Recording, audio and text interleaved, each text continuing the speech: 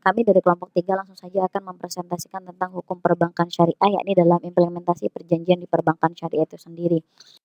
Pertama adalah ruang lingkup perjanjian di perbankan syariah. Perbankan syariah adalah salah satu bentuk perekonomian yang berupaya keras untuk menjadi sebuah lembaga keuangan yang secara konsisten akan menerapkan prinsip-prinsip syariah Islam dalam seluruh kegiatan operasionalnya, terutama dalam segi akad-akad yang menjadi produk utama dalam perbankan tersebut. Jadi karena sebagaimana kita tahu bahwa perbankan syariah itu baru ada pada saat era 2000-an ya, era era 2000 maksudnya era awal gitu. Kemudian begitu juga bisa dicek dalam beberapa fatwa Dewan Syariah Nasional yang secara umur tentu, perbankan syariah itu masih dianggap, cukup belia lah. Maka, tentu dalam produk akadnya tentu, banyak yang masih kurang mengetahui sehingga kita selaku para pelajar yang concern dalam bidang hukum Islam, maka tentu juga perlu untuk mempelajari dan memahami tentang, akad-akad yang ada dalam atau perjanjian yang ada dalam perbankan. Pertama adalah syirkah. Syirkah adalah bentuk campuran atau perseroan dalam Islam yang pola operasionalnya melekat prinsip kemitraan usaha dan bagi hasil.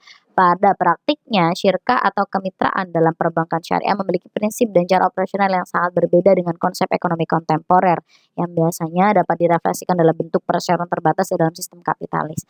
Nah, karena syariah itu adalah salah satu lembaga keuangan yang berusaha konsisten untuk, dapat menerapkan, prinsip syariah, maka tentu secara operasional akan berbeda dengan bank konvensional.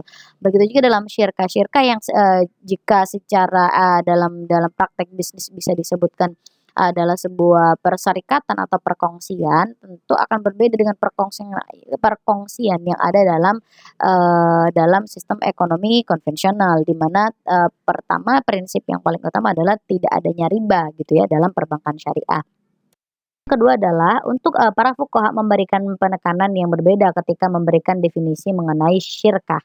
Abdurrahman Al-Jazairi, merangkum pendapat-pendapat tersebut antara lain menurut Syahid Sabik, syirkah ialah akad antara dua orang yang berserikat pada pokok harta atau modal dan keuntungan. Menurut Muhammad Asy-Syirbini Al-Khatib, Syirbini, yang dimaksud dengan syirkah ialah ketetapan hak pada suatu untuk dua orang atau lebih dengan cara yang masyhur atau diketahui. Dalam artian, sebenarnya dalam mendefinisikan syirkah itu para ulama masih banyak berbeda pendapat, tapi, pada akhirnya, perbedaan tersebut atau pendapat tersebut akan kembali pada satu poros, yakni bahwa syirkah adalah perkongsian, yaitu dari 2 orang atau lebih yang memang tujuannya adalah untuk mencari keuntungan dengan beberapa kesepakatan kemudian sudah diketahui. Maksud sudah diketahui itu adalah selain diketahui dalam aturan syar'i yaitu ma'ruf syar'an, maka yang kedua harus ma'ruf adatan, harus diketahui secara adatnya. Adat transaksinya bagaimana, berapa, kemudian keuntungan yang ditetapkan, bagi masing-masing, orang yang berserikat, seperti itu.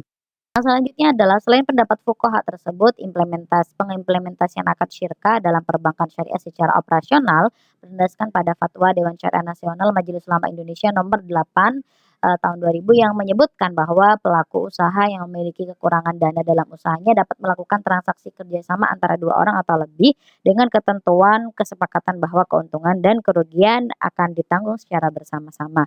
Nah, ini seperti tadi ya, jadi ma'ruf adatan. Dalam adat, etika bisnis bagaimana nih, berarti harus ada kesepakatan tentang, laba yang didapat, masing-masing mendapatkan berapa persen. Karena, dalam prinsip hukum Islam pun disebutkan dalam kaidah fikihnya al-kharaju bid-dhaman gitu ya. Jadi setiap keuntungan harus disertai dengan manajemen resiko, karena nggak mungkin ada keuntungan tanpa resiko atau resiko tanpa ada keuntungan. Nah, itu harus imbang antara keduanya. Adalah tentang mudorobah.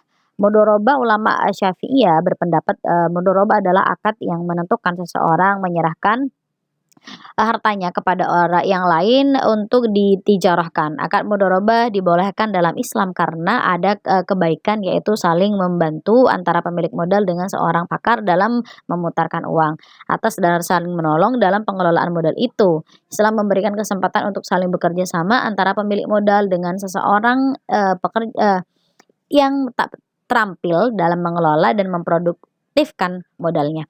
Jadi, Ini adalah sebuah solusi ya, menjadi sesuatu yang sangat solutif bagi para pelaku usaha atau para pemodal yang memang dia tidak memiliki kemampuan yang secara utuh. Dalam artian, pelaku usaha atau orang yang, mampu untuk melakukan bisnis tidak memiliki modal, sedangkan pemilik modal tidak bisa untuk melakurkan atau memutarkan usahanya.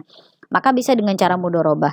Dengan artian mudorobah ini nanti dengan, adanya kesepakatan, kemudian juga untuk, hasil atau laba yang didapatkan dari usaha tersebut nanti akan dibagi.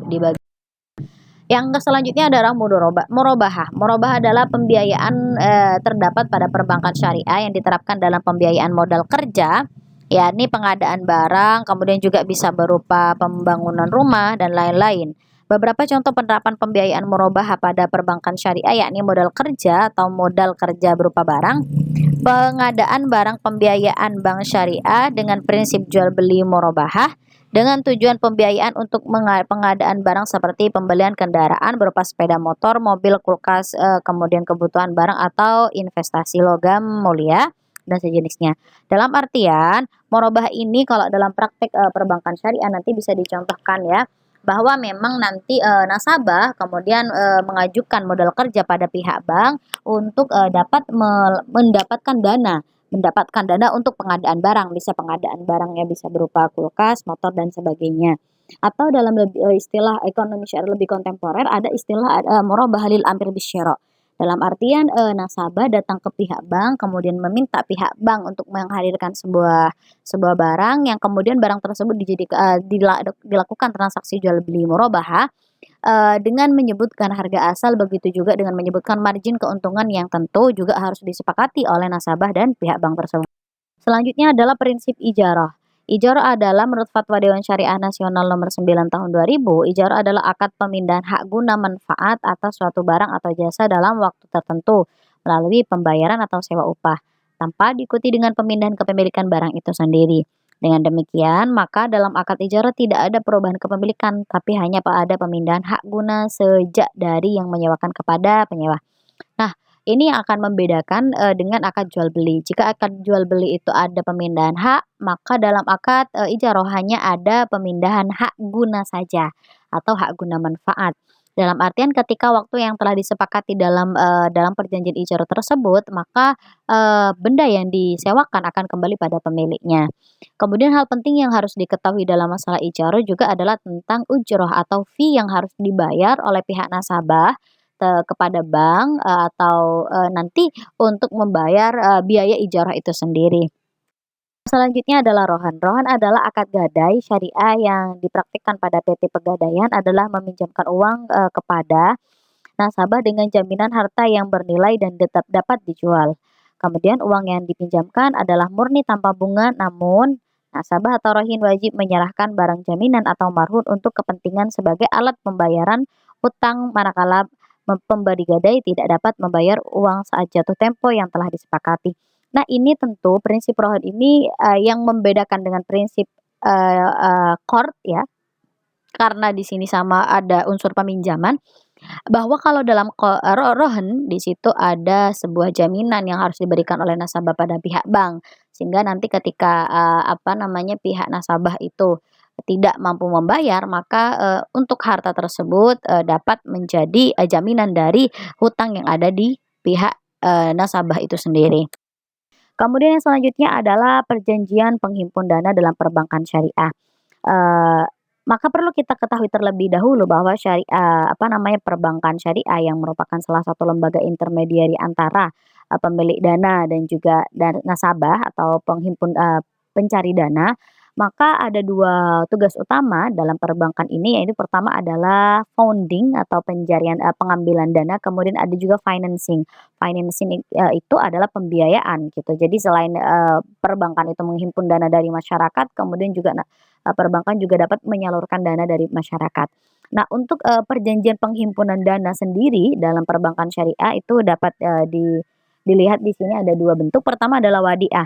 Wadiah itu merupakan titipan murni oleh salah satu pihak ke pihak yang lain, baik individu atau badan hukum yang harus dijaga dan dikembalikan kapan saja si penitip inginkan.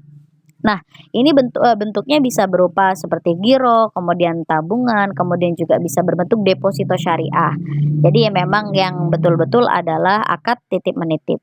Nah, sedangkan yang kedua bisa dilakukan dengan hal-hal yang, berbau, profit ya, dalam artian ya ini dengan cara investasi atau dalam konsep perbankan syariah juga disebut mudorobah. Nah, untuk investasi atau mudorobah ini masih dibagi menjadi 2. Pertama adalah mudorobah mutlaqah dalam artian tanpa ada ketentuan atau klausula-klausula yang harus dipenuhi, dari nasabahnya atau hak yang harus ditetapkan oleh perbankannya. Kemudian yang kedua ada mudharabah yang muqayyadah. Mudharabah muqayyadah itu adalah, konsep investasi yang memang dalam penginvestasian, hartanya itu harus memenuhi beberapa ketentuan atau klausula-klausula yang telah disepakati oleh pihak bank dan pada nasabah pada saat dia melakukan transaksi. Mungkin itu saja yang dapat, saya sampaikan dari kelompok 3. Kurangnya mohon maaf. Ihdinas shiratal mustaqim. Wassalamualaikum warahmatullahi wabarakatuh.